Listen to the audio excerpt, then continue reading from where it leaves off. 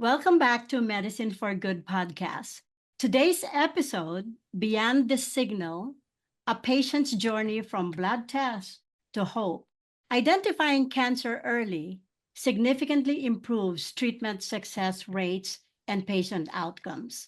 Currently, we have 5 cancers that we have a single screening test: mammogram for breast cancer, pap smear for cervical cancer, PSA for prostate cancer, colonoscopy for colorectal, and low-dose CT for lung cancer.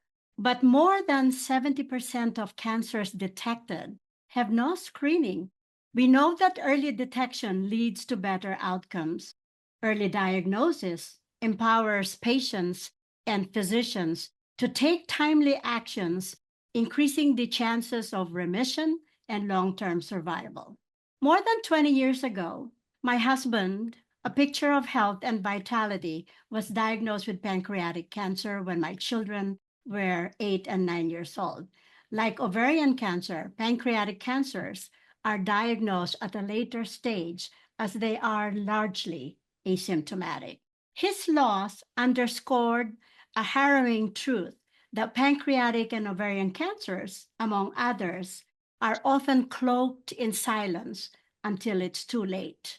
Most of us physicians, we have had patients who wanted a test to look for cancers everywhere: whole body imaging, PET scan, blood tests. And our answers in the past were, we don't have such a thing. But now there is. Diagnostic tests in the past are focused solely on symptoms, which most of us know that cancers, by the time they have symptoms, are far advanced. If you then have symptoms as well or diagnosis, these tests are not covered by insurances. Today, we are diving into this intriguing world of early cancer detection with a very special guest, where we will explore the humanistic side of science. Imagine the relentless dedication of a lawyer, always proactive, researching extensively, and pushing tirelessly for a better outcome. That's exactly the determination our guest displayed, not in a courtroom, but in his personal life. Despite initial resistance from the medical community, he refused to back down and relentlessly sought a doctor willing to order a crucial, though not mainstream, screening test that may have ultimately saved his life. Please join us in welcoming Roger, a true advocate for proactive health and early cancer detection. Roger Royse is a startup lawyer in Silicon Valley. Roger was diagnosed with stage 2 pancreatic adenocarcinoma in July of 2022 after taking a multi-cancer early detection blood test called MCED, which is a Galleri test by GRAIL. After 6 months of chemotherapy and surgery and an experimental cancer vaccine, Roger currently has no evidence of disease as of July 2024. Unlike my husband, he's fortunate to now have this unprecedented technology. Welcome, Roger. Thank you. So, Roger, could you take us back? What led you to even check for this multi-cancer detection test? Did you have symptoms, or you were one of those worried well in the Silicon Valley? I hadn't heard that phrase "worried well" before I heard you use it. And I wasn't even out. I wasn't worried at all. It was just the last thing in the world I thought I had. But I'm a no stone unturned kind of person. And I just, at that time, I had finally managed to find the time and the interest, and I'm getting a little older. So I decided that I was going to go ahead and take care of checking on a lot of aspects of my health. And it wasn't just cancer. I mean, I had workup of my cardio done. I mean, I had a bunch of dental work done that year. In fact, I had my hearing checked the same week that I got this. And I just had a big long list of, let's just start paying attention to all this stuff now, because who knows? Let's just kind of rule things out, check these boxes, take this off the list of things I have to worry about. So it was just, I don't know if you'd even call it maintenance. It was just setting baselines. So even from the beginning, you were really proactive with your health. You have a long list of things to check off for your health. So you got this test after I guess it was difficult for you to even get the test. Could you describe that process? Well, yeah, my primary care physician, because I've been asking about just like what you said, your patients come in and they say, "Hey, can I get a blood test for cancer?" Because I'd heard for years, I'd heard that companies here, I'm in Silicon Valley, companies were working on this. So I've been asking for years, and my doctor assured me there was no such thing and I couldn't get it. And it didn't work anyway, even if there was, that sort of thing. And he was very much the kind of guy that if you don't have symptoms, I'm not going to order it. And I had no symptoms of anything because I asked for other tests, not just cancer. I asked for a food allergy test. No, you don't have any symptoms. I'm not going to order it. So I finally got tired. And then I read about the Galleri test in a book. I was sitting on an airplane. I read about the Galleri test and I said, aha, I knew it. I knew there was something out there. So I went to doctor number two and I said, look, this is the exact test I want you to order. And they said, yeah, that's an interesting test, but we're not going to order it either. So finally, I found a telemedicine doctor that did order it for me. And again, I didn't walk in saying, oh, I have symptoms. Can we check this out? I came in and said, I just want to be proactive and start ruling things out. So I'm a little different than most patients, I think. So the test was ordered and you got the results back. It says positive cancer signal. Right. What was your initial reaction? Well, yeah, so the oncologist called me and said, look, and I knew it was bad as soon as he called because if it hadn't been bad news, I think he would have emailed me. So I expected something. And he said, well, the first thing he did is he asked me, he said, why did you get this test? And that struck me as such an odd question, but I heard it over and over again and again. For years, I've heard that question. And it's because most people like, if there's not something, if it's not broke, you don't fix it, right? And that's what he's saying. He was asking me, what were the symptoms that caused you to get it? Well, I didn't have any symptoms. Like I say, I'm just being proactive. So that's an odd question. And I said, no reason, just being proactive. I just want to rule things out. And he said, well, he says, we found a cancer signal and you should go in for additional tests. And the thing about Galleri is they not only can find a signal, they can isolate the likely tissue of origin. And I remember my reaction when he said it, because my dad had stomach cancer 20 or 30 years ago. So I learned a little bit about gastric cancers. And my first thought was, please don't be pancreas. Whatever it is, just don't be that one. And the next words out of his mouth were, it's pancreatic. And there were some other secondary signals, but that was the main one. And yeah, that's how I got the news. And he said, this is not 100%. It just means we found a signal. It means you need to get additional testing. And you probably shouldn't wait too long to do that. And then he gave me a list of the tests that I should get. And during that time, while you're processing this, what did you find helpful to get over your initial shock of the report and that Well, it's likely pancreatic? Well, so first of let me kind of walk you through the whole thing since this is, I guess, more of the patient experience. So I got this news and it's just a blood test and it's just one test and it's a marker and there are false positives. And it's like, this has got to be a false positive. I mean, that's what I was thinking. This has got to be a false positive. I mean, I'm healthy, I work out. I thought I eat right. I don't think I got any risk factors. I think it's a false positive. So my initial thought was, I'm going to call my regular doctor and he's on, and I did, and they're on vacation and they'll be back in 3 weeks and then they'll schedule you to go in, so this is going to take a long time. And this is kind of ironic, but you might say that Johnny Cash reached out from beyond the grave to give me a little urge because I got this news. I was walking out to the garage and I got in my car after I got the news and I turned on my car and the radio come on, actually it's my Apple Music, and decided to play me a song right at that point. And the name of the song is God's Gonna Cut You Down.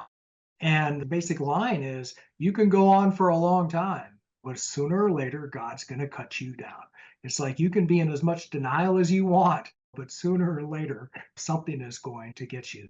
And that song just kind of bugged me. And it just got to weighing on my mind. And I went home and with every intention of not taking, and a lot of people who get these tests just assume false positive and they don't do much with it. And it just got to bugging me. So I just went online that night and I ordered an MRI, a private MRI from a company named Prenuvo for the next morning because I got the news on Thursday afternoon and 6 a.m. Friday morning. I was under that big donut, that big MRI machine because I said, look, I'm not going to take chances with this because as you know, with pancreatic cancer, it doesn't take long. You got to catch it early. I mean, what is average survival after diagnosis? 3 months, maybe 4. So I went in the next day and got a scan with the expectation that that was going to prove this was a false positive and rule it out. But it did not. It did just the opposite. Yeah, yeah. I mean, here you are, you have all the resources. I couldn't imagine like an individual with no resources. How could you get a whole body MRI renewal, right? So it pointed to pancreatic cancer. During that time, did Right. you elect to share this information with your family or friends? I was sort of thinking about like what kind of support system do you had when you received this diagnosis? Well, I did. I told everybody. I live out loud. And I had lots of selfish reasons for doing that as well. I was looking for that magic pill that somebody out there might know about. Mm-hmm. But in terms of support, so I got the MRI on Friday, and it takes them about a week to get the results back for you. Well, at that point, now I'm kind of on high alert and I'm aware of the possibility that it could be bad. And they send you the results before they explain it to you. So I got the result, and the words didn't make any sense. In fact, I've discovered later there were some typos, so it wasn't my fault. I couldn't understand it. But it did find a mass on my pancreas. So I knew it was potentially bad, but I didn't know really what that meant. So I scheduled a call with, I think it's a nurse practitioner at Prenuvo. I asked my 2 brothers to join me for the call. That was my support system at that point. And the biggest reason is, I want to make sure that I ask all the right questions. I want to make sure I get this right, that I don't misunderstand, because this is a pretty high stress situation, as you can imagine.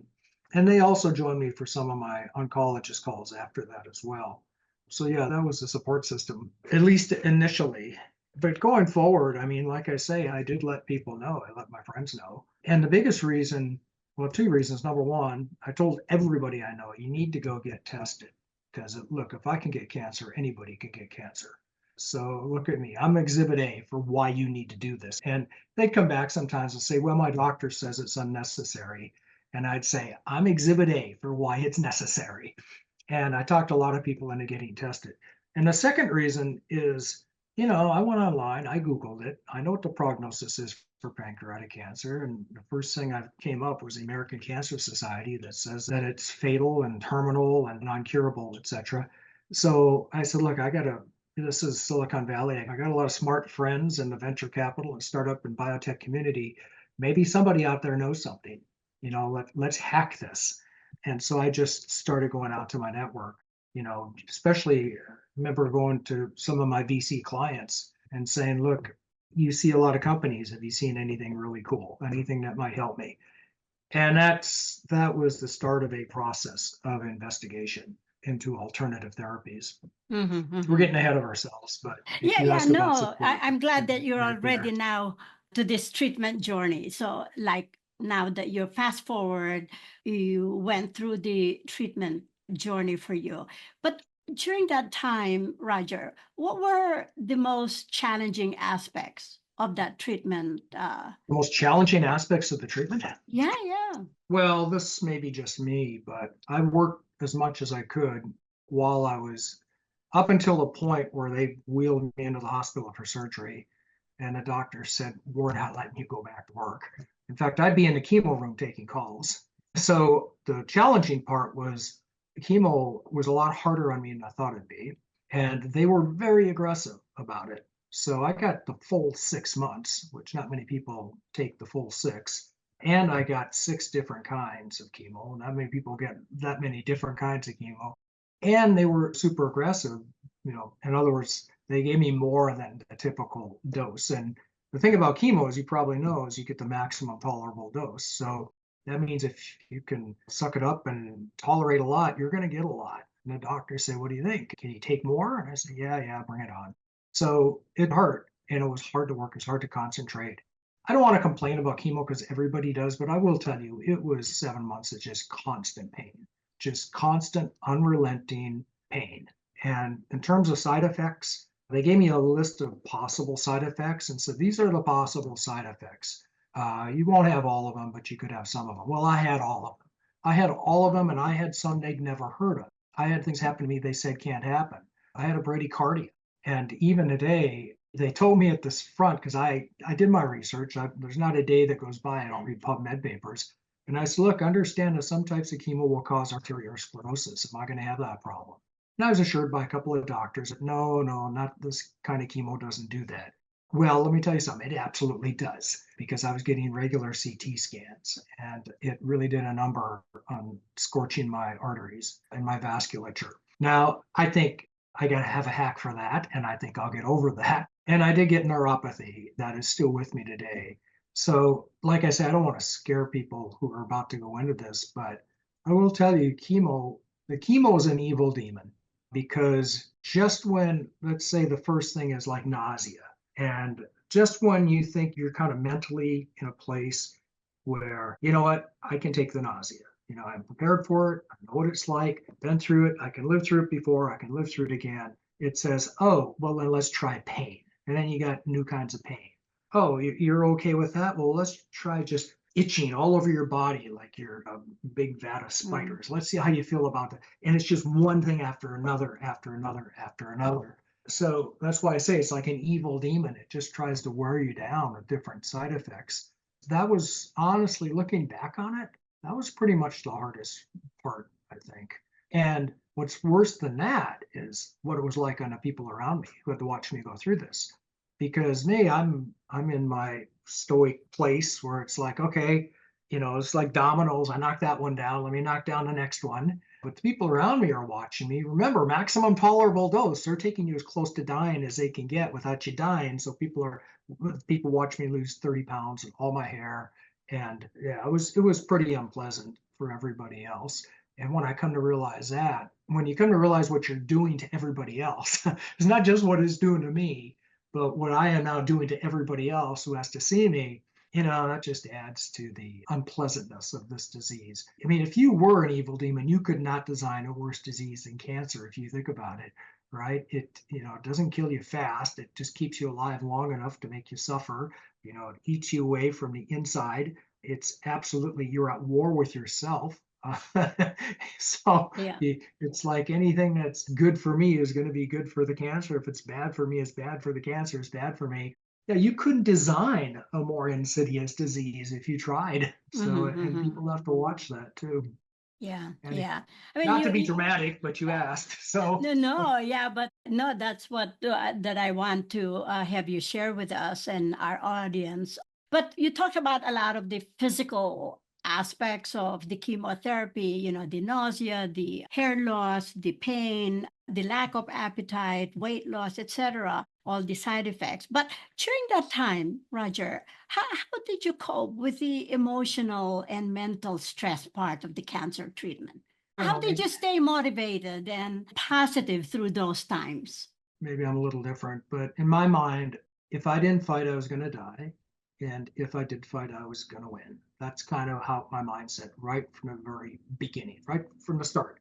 Because the first thing I did is I Googled the survival rate and I found out that it's not zero. And I said, good, it's not zero. I'm going to be in the not zero part of that. It's like the long tail in the chart, the XY axis. I'm just going to end up over there in that 1% that lives through this and not in the, 90%. I guess it's about 90, it's about 80. At that time, it's about 88% don't make it 5 years, but 12% do. So I'm going to be over in a long tail. And the only way I do that is by working really hard at it. And I have a system, but just to, I planned my fight and I fought my plan. So that I was very, very focused on fighting the plan. Now, I'll just tell you, I didn't have a lot of the negative emotions a lot of people do. I mean, I'm a little surprised when I got the news. I'll admit that. And for about a nanosecond, I was a little unhappy about the prospects. But then it was like, well, this is just going to hurt for a while. And then I'm going to come out of this the other end. I was just very positive the whole time. So massive lifestyle changes, supplements, diet, exercise has been huge. the best technology I can get my hands on, just being super attentive to this. And my initial thought was not, oh no, I've got pancreatic cancer. My initial thought was, thank God we caught it when we did. It's like, oh, good, Oh, it's stage 2B. It is potentially curable. Doesn't happen very often that people are cured, but it is potentially curable. I am super lucky. I am so lucky. So that was mm-hmm. my mindset, was I'm just super lucky, not that for catching it, not that I'm unlucky for not getting it in time. In fact, my teenage daughter had to watch me go through this entire thing, and she really saw me like 4 times a day, every day during this. So she saw the deterioration. And at one point, I didn't realize how hard it was on her, because you're kind of self-focused when you got something like that. Until one day she said to me, she said, what I don't understand is how you could be so happy. Like, you've got a terminal illness. It's, she says, there are people living in penthouses in New York City committing suicide, and here you are suffering just day after day, and you're the happiest person I know. And I was, because I was happy at the prospect that someday I was going to be past this. I think it's that positive outlook and optimistic view that helped you throughout this, right? So, I mean, in terms of, I think that's amazing. I mean, I remembered when I was dealing with this as well with my husband, we kept saying we will be on that 2% against all my colleagues and friends who were telling me to just spend that 2 months in the Caribbeans and drink Mai Tai. I So, got that advice too, by the way. I had people, yes. and that's not helpful. They mean well. I had people call me up and like, oh, you should move to go to Thailand and sit on the beach, or come to Napa and drink wine with me. Or, I know one pancreatic cancer patient, because I know a lot of them now. He decided, that's it. I'm just going to buy marijuana and I'm going to stay stoned until I die. Yeah, I got that advice from a lot of people too. And it's like, man, I need better friends. That's not Yeah. good advice. No, these are my colleagues who basically told me the reality of it. Basically, they gave us 2 months. And so they were saying that if I were you, Julieta, I think just go to the Caribbeans and kind of like enjoy that 2 months. And I said, no, no, no. My husband is young and healthy and has everything going positive for him until this. So we will be that on that 2%. So, and so we tried everything. But anyhow, I'm glad that you have this optimistic view and you keep fighting this. And I want to ask you though, how have you viewed your life in terms of health and wellness? Has it changed since your diagnosis, or you were always health conscious and proactive with your health and wellness? It's changed tremendously. And on the health and wellness side, because I thought I was healthy before, but I was not. My age just kind of snuck up on me, we'll say. And, I was, at the time of diagnosis, I think I was a 62-year-old living like a 22-year-old. I mean, I would work all night. Sleep was the last thing on my priority list. My diet, I thought, was good, but I look back now, it was really high in sugar and processed carbs, which is bad. I know that now. I didn't know that then. And I just felt like I did work out a lot. So I just felt like I was sort of immune to all of the illnesses of my age. I just didn't think the rules of nature applied to me, I guess. It was quite a wake up call to realize that I am indeed mortal. Mhm, And mhm. that B is going to follow A. So if I have a bad diet, I'm going to have a bad health, right? And yeah, so my focus on health has changed tremendously. And I made massive lifestyle changes. And if I can just outline just briefly, because I think it's so important. But number one is sleep. I wasn't getting enough sleep. Number two is stress. My stress levels were off the charts. I didn't know that until I got into treatment, when people started taking my blood pressure regularly. And like I say, I was working while I was in that chemo room until the side effects stopped me from working. So at least for the first hour. So people could watch my blood pressure go up when I get a phone call, and go down. And Mhm, it's like, mhm. wow, really? I had no idea I was reacting to stress. Sugar, I had to get, sugar is Yeah. just, it's Mhm. just poison as far as I'm concerned, processed sugar. And I know some people disagree with that. Go ahead, disagree. You can. I know what I believe.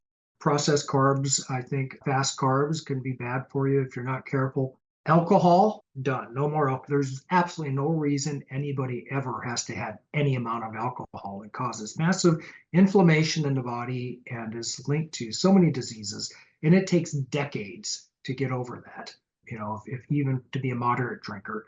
And then the biggest thing, though, was exercise. And there's good studies out there that I found that show that even moderate exercise will kill most of the circulating tumor cells in your blood. And that's how cancer spreads. And by the way, pancreatic cancer, it kills you by spreading. It doesn't kill you by killing your pancreas because you could get insulin shots. It kills you by spreading to your liver or your lungs or something like that. So the job number one is to stop the spread. Well, exercise goes a long ways towards doing that. And I exercise tremendously. Strength training to keep control of blood sugar. So I've got a long list: supplements, vitamins, and minerals. I got tested for everything. Turns out I had high levels of mold in my system, and I thought it was environmental. I found a source of it. I got rid of it, and I no longer have high levels of mold. I had evidence of some I had everything you would do if you were trying to get cancer, and I thought I was healthy. So there's just so much that nobody pays attention to. And no offense to you in your profession, but no doctor ever told me about any of this. I had to figure it all out on my own, essentially. I say on my own, but really I went to about at least a half dozen doctors and naturopaths and people who kind of focus on different things. But there was no one doctor that said, here's a long list of all the things you need to pay attention to that cover all the things that were wrong with me. It took a lot of effort. But, I came away from this saying, first thing I asked my doctor, I said, what caused this? And we don't know. I mean, bad luck. I said, well, was it stress? No. You did not give yourself cancer. It was kind of, don't feel like this is your fault. And this is just me, not anybody else, but this was absolutely my fault. I think I was just living a bad lifestyle, but I didn't know any better. But once I found out, it's like, well, I'm going to get rid of the cause. I'm going to get rid of the alcohol, the sugar, the stress, the sleeplessness, the visceral fat. I had more visceral fat than I should have had. That's a direct link to pancreatic cancer. The vitamin deficiencies that I had that are directly linked to pancreatic cancer, minerals. I could go on and on and on, but I'm all about health first now because that's such an easy hack. It's an easy thing for us to all fix, but the one that we all just don't think about. That's wonderful that you're sharing this with our audience. So you really explored all these alternative and complementary therapies during your treatment, and you're still doing them now. Yeah, I think there are a lot of data now. I'm glad that you mentioned it, that there's a lot of data now about visceral fat, about processed sugar, insulin resistance, and adiposity, or, visceral adiposity as causing inflammation, thereby putting people at risk for cancer, not just cardiometabolic, but cancer. So I'm glad that you mentioned that. But I think you, as our patient, we learn from you. I always tell my students, your patient will be your book. So I'm glad you shared that. Thank you, Roger. But looking back, is there anything that you wished you had done differently before your diagnosis?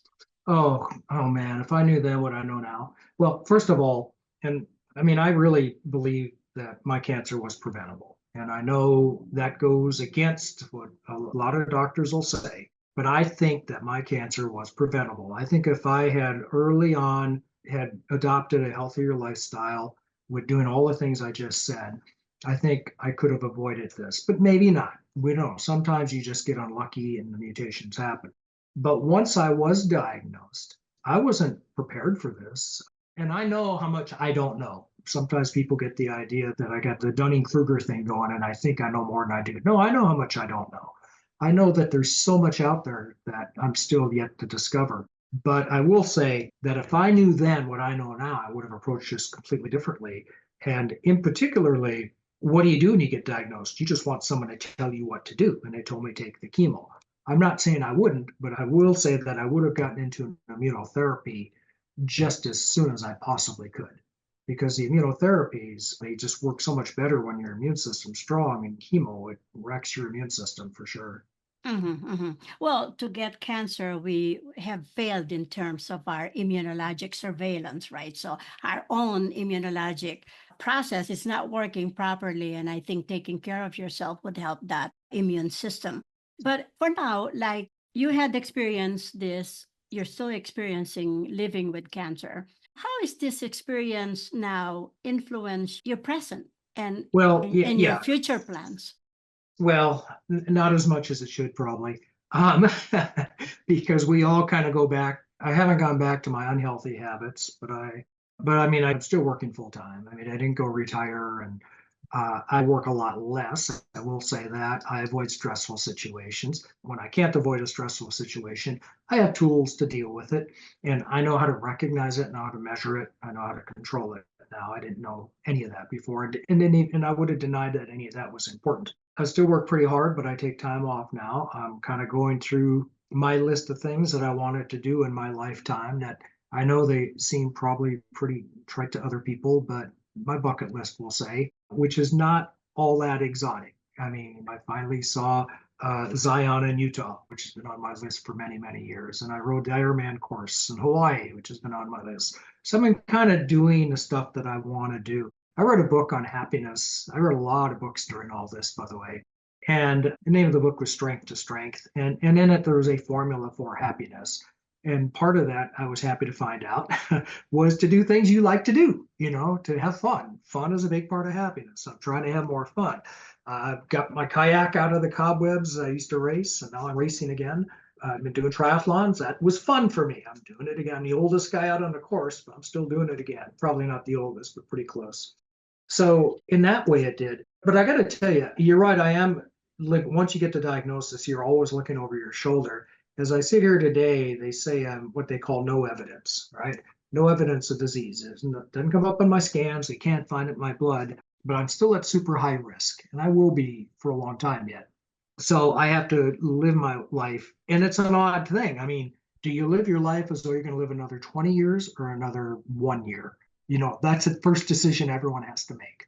And even if you decide you're going to live like you're going to live another 20 years, are you going to live it the same way you did before? Or are you going to live it differently? So, and I have to tell you, you've been on the doctor side of this, but the doctor told me pretty directly that I was going to die of cancer.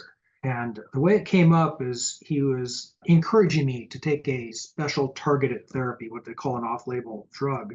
And of course, because of who I am, I did a lot of research on this drug, and I found out it has some pretty severe toxicity. And I said, Doctor, I don't know if I want to take that drug, because what I find out is people who take that drug, they tend to die, within about 5 years from other things. And he said, oh, don't worry. He says, you're going to die of cancer long before you die of this. So once it done, and then I went and talked to 2 other oncologists, and I pretty much confirmed. I got one oncologist to at least give me that it was only an 80% chance that I would die of cancer. So, all right, that's better odds. But anyway, getting that kind of news from a doctor, not one, but 3 of them, that'll definitely change the way you look at the world, right? It changes everything. How can it not? It's like, I was thinking about this the other day. Speaking of books, one of my favorite books from many years ago was a book by Camus called The Stranger. And in the book, the stranger refers to the main character, who is indeed very strange because he seems to have no self-awareness throughout the entire book. Nothing seems to matter to him. He goes through life with one choice being as good as another, is how he describes it, until he gets wrongfully convicted of a crime and sentenced to die. And on the day of his execution, he finally has this realization that he wants to live, and he finally sees himself, and he finally sees the world as it is. And that's what it's like. That's the best. And I never understood that book. I thought I did until I had that discussion with my doctor. And I just felt like, oh, yeah, I'm the stranger. Now I get it. Now the world looks much different. And going back to it, and that's kind of why my daughter noticed this difference, that all of a sudden I was happier, because now I think I have a much different view of just the nature of my existence, and the fact that I can even be here, the fact that I'm even here, for as long as I am. So it's hard to describe this to people. I say, until you've been there, it's kind of hard to know. But what I mean, I tell this to other cancer patients and they get it right away. And I tell it to people who haven't been there. And I don't know if they do or not. Let me put it that way. I can't get inside someone else's head. I know that I was incapable of understanding how I feel now before that diagnosis. Absolutely. I think, yeah, you had shared with our audience like how it is like going through your journey. So tell us now, I know you're involved with a lot of this cancer startup. Could you tell us more about it and what you're involved now to help people with similar diagnosis who are Yeah, well, going through this? right. So three things. One, I'm very active with PanCAN. That's the Pancreatic Cancer Action Network. We raise money. We lobby Congress to pass legislation to do additional research because we're really close. At the start of the call, you mentioned how lucky I am to be where I am and to be able to get the kind of treatments I got. You're absolutely right. I don't deny that. I totally get that. And one of those treatments was a vaccine. And we are very, very close to having vaccines much more readily available, more quickly, and more effectively. And government is actually funding that research. That's how important it is. It's not something we're going to be able to count on pharma to do for us. So, number one, I'm involved with PanCAN. Number two, I'm on the board of the Cancer Patient Lab. And what we do, we're patient driven, but evidence based. And we do weekly meetings where we ask doctors, oncologists, scientists, researchers, and other patients and patient advocates to come in and present and tell us what they know. And we get widely varying views, I'll admit, because I think nobody really knows. And people talk about what they do or what they know or what the new technology is. And we're a very, very informed group. And for cancer patients who really want to be informed, boy, you couldn't do better than the Cancer Patient Lab because we kind of take every idea that's out there and put it under the microscope of opinion from people who know. And then the third thing, like I said, the first thing I did when I was diagnosed is to go out to my network and find companies that are actually working on technologies to deal with this problem of cancer. And I came across so many cool technologies, so many amazing, mind blowing things. I said, the world's got to know about this. So I created cancerstartup.com where we feature these companies and I give them each a 10 minutes to tell the world what you're doing. And they have a video and we do demo days, we do panels, we do presentations. We've done several events around this where we kind of put these people out in front of the community and get them a little exposure. It's one of the unfortunate things is that here in Silicon Valley, it's not the best idea that always wins. It's usually the most well marketed.